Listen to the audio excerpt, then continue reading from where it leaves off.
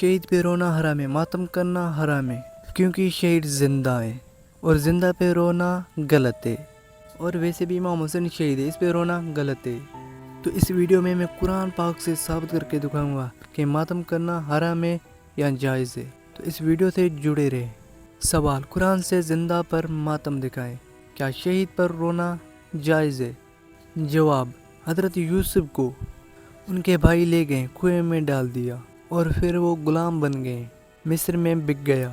تو جب ان کے بھائی واپس آئے خون بھرا کرتا لے کے، کہاں بابا یوسف مر گیا، یوسف کو بھیڑیا نے کھا لیا اور یہ اس کا کرتا ہے، اور یعقوب ان کو پہچان گئے، کہاں یہ یوسف کا کرتا نہیں ہے اور نہ ہی یوسف کا لہو ہے۔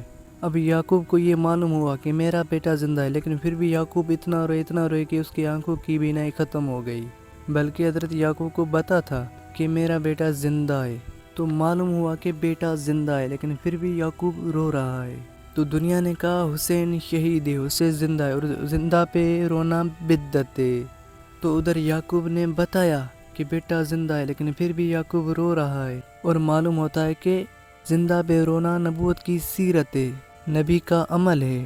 تو حسین شہید ہو کر زندہ ہیں، تو اگر یعقوب جیسا نبی رو سکتا ہے تو ہم بھی زندہ کو رو سکتے ہیں۔ اور یعقوب اتنا رویا کہ آنکھیں سفید ہو گئیں، اور اب یعقوب نے بتایا کہ اس زندہ کا ماتم اس منزل تک پہنچا سکتا ہے کہ احساس غم ختم کر دیا جائے، ایسے ہو جاؤ کہ انسان عشق میں ڈوب جائے۔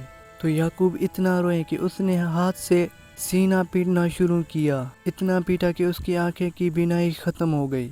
تو یعقوب نے اتنا خود کو مارا کہ اس نے بتایا کہ زندہ پر رونا جائز ہے، کیونکہ یعقوب کو پتا تھا کہ میرا بیٹا زندہ ہے، لیکن پھر بھی یعقوب خود کو اتنا مار رہے ہیں، اتنا رو رہے ہیں کہ اس کی آنکھیں ختم ہو گئی ہیں، لیکن پھر بھی یعقوب رونا اور ماتم بند کرنا نہیں کر رہا۔ اور یعقوب نے یہ ماتم صرف گھر میں نہیں کیا، باہر نکل کے بھی کیا، یوسف کو روئیں۔ تو یہ قرآن کی آیت بھی ہے، وَتَوَلَّئِنَّهُ وَقَالَ يَا أَسَفَ عَلَى يُوسُفَ وَبِيَضَّتْ عَيْنَاهُ مِنَ الْحُزْنِ وَهُوَ كَظِيمٌ۔ آیت نمبر 84، سورہ یوسف، پارہ 12۔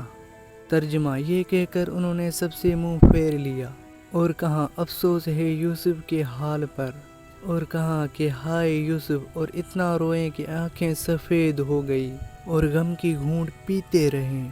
اور یہ آیت بھی ہے، قالوا تاللہ تفتأ تذکر یوسف حتی تکون ارضا او تکون من الہالکین۔ آیت نمبر 85، سورہ یوسف، پارہ نمبر 12۔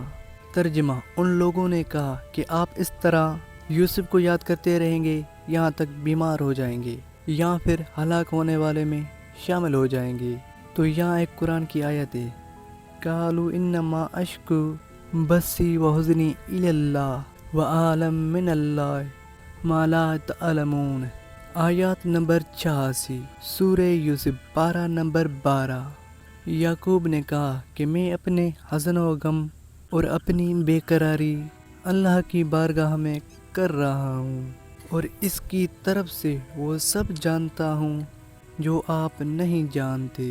تو حضرت یعقوب ساری زندگی حجت خدا حضرت یوسف پہ روتے رہے کہ نابینا ہو گئے، اور جبکہ حضرت یعقوب کو یہ بھی یقین تھا کہ میرا بیٹا زندہ ہے، سلامت ہے، لیکن پھر بھی یعقوب رو رہے تھے، بلکہ اس کو یہ بھی پتا تھا کہ میں نابینا ہوتا جا رہا ہوں، لیکن پھر بھی حضرت یعقوب رو رہے تھے، لیکن انہوں نے حجت خدا کی محبت نہیں چھوڑی۔ اور ادھر حضرت اویس کرنی کہ جنہوں نے حجت خدا رسول اللہ کی محبت میں سارے دان توڑ دیے، تو رسول اللہ نے یہ کیوں نہیں فرمایا کہ یہ وحشت ہے، مسلمانوں اور غیر مسلمانوں کے لیے خرافت کا عمل ہے، بلکہ حضرت اویس کرنی کے بارے میں فرماتے ہیں کہ مجھے اس سے جنت کی خوشبو آ رہی ہے۔ تو دوستوں، اگر یعقوب جیسا نبی اپنے زندہ بیٹے کے لیے رو سکتا ہے، بلکہ وہ نبی تھا اور اس کو یہ معلوم تھا کہ میرا بیٹا زندہ ہے، تو وہ پھر بھی رو رہے تھے، اپنا سینہ پیٹ رہے تھے۔ اور آج کے مسلمان ہمیں کہہ رہے ہیں کہ آپ زندہ پر ماتم کرنا چھوڑ دیں، کیونکہ اسے زندہ ہے اور شہید ہے، شہید پہ ماتم کرنا جائز نہیں ہے۔ دیکھیں، تو اگر ایسا ہوتا تو یعقوب نبی نہیں روتا، بلکہ حضرت یعقوب کو یہ پتہ تھا کہ میرا بیٹا زندہ ہے۔ اور ادھر حضرت اویس کرنی، جنہوں نے پوری زندگی میں رسول اللہ کو کبھی دیکھا بھی نہیں تھا، لیکن پھر بھی اس کے عشق میں اتنا ڈوب گئے کہ جب اس کو معلوم ہوا کہ رسول اللہ کا دان ٹوٹ گیا تھا تو انہوں نے ان کے عشق میں سارے دان توڑ دیے۔ تو ہم ان پہ کیوں نہ روئیں جو زہرا کا لال ہے، جسے کربلا میں بے گناہ بے خطا مارا گیا، جسے پیاسا بھوکا مارا گیا، جن کے بچوں کو بے دردی سے مارا گیا، قید کیا گیا، جس کا کوئی نہ ساتھی رہا، تو وہ تو مظلوم امام ہے ہمارا، تو ان کے لیے رونا پیٹنا ہمارا جائز بنتا ہے۔ دوستو، اگر آپ کو ان حوالے پہ کوئی لانگ ویڈیو چاہیے تو مجھے کمنٹ میں ضرور بتائیں، تاکہ ان پہ میں فل گائیڈ کروں گا اور آپ کو صحیح سے رہنمائی کروں گا، اور وہ بھی بالکل قرآن کے ثبوت سے، ان کی آیتوں سے میں آپ کو ثبوت دکھا کے دوں گا۔ تو یہ اگر ویڈیو آپ کو اچھی لگی ہو تو لائک شیئر سبسکرائب ضرور کریں، تاکہ آنے والی ویڈیو آپ کے پاس پہنچ سکے، اور اس کو زیادہ سے زیادہ شیئر کریں تاکہ ان کو پتہ چلے جو لوگ آپ سے یہ سوال کرتے ہیں، کیونکہ ان میں قرآن کا ثبوت دے کے آپ کو بتا رہا ہوں۔ تو تب تک کے لیے اپنا خیال رکھیں۔ یا علیہ السلام مدد۔